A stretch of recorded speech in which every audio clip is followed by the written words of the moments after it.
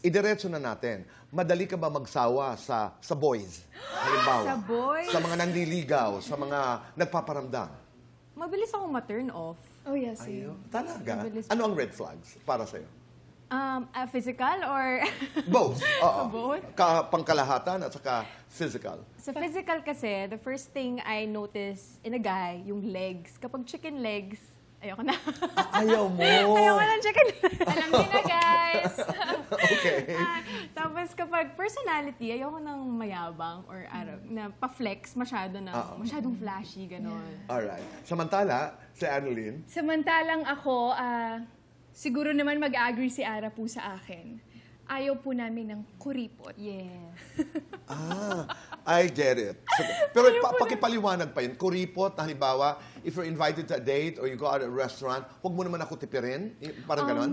Hindi naman po necessarily na kailangan mo ko dalhin sa isang mamahaling restaurant. Pero? Yung, at least, alam mong ma-feel mo na generous siya. Yung open siya Okay. sa'yo. Yung ganun. Na you know in the future, he can take care of you. Yeah. Ako, dun kami nanggagaling na, I guess it comes with age din, na nare-realize namin yung mga gantong bagay. Kasi before, when we had our relationships, our past relationships, parang hindi naman kami ganun mag-isip. Like, hindi naman ganito ka-practical. I mean, practical, pero hindi talagang dibdiba na... Yung ganitong specific, di ba? Yes, specific. Kasi naisip lang namin na, we're getting old and dapat, yung dinedate natin ngayon is sure tayo na pag in the future, what if kunyari mabuntis ka, like na maging mom ka, you have to leave work. So, Right. Paano? Wala akong sarili kong money, walang mag-aalaga sa akin, yung ganun. Pero paano yung Advance. concept ng financial independence ng girl?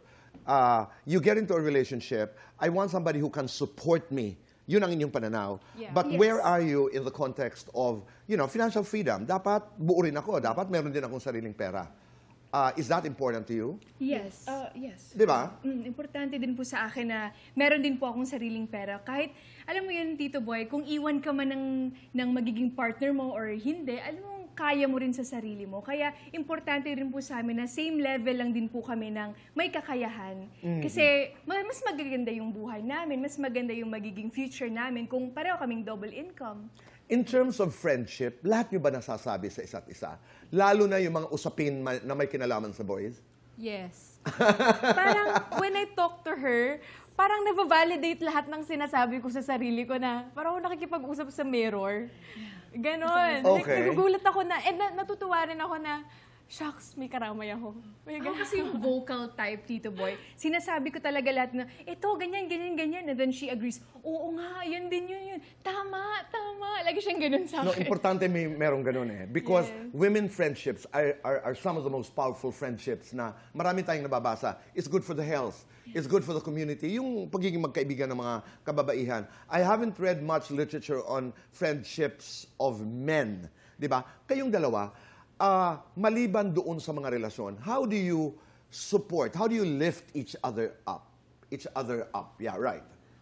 Siguro po by helping her kung ano man yung need niya. Like, kunwari, do you need clothes? Do you need heels? Do you need something na pwede kong Galing. matulong sa'yo para mas lalong mag-bloom ka? Kung kailangan mong magpaganda sa social media, anong kailangan mo?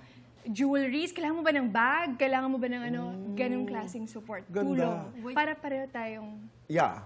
Umaangat. Ika Yes. nga. Ikaw naman, Kunyari, say for example, we're looking for a photographer or videographer, gano'n. Minsan, di ba, may mga tao na nag-gatekeep. Like, ito, Right. akin lang to. Kasi maganda yung output niya. Ako lang dapat yung...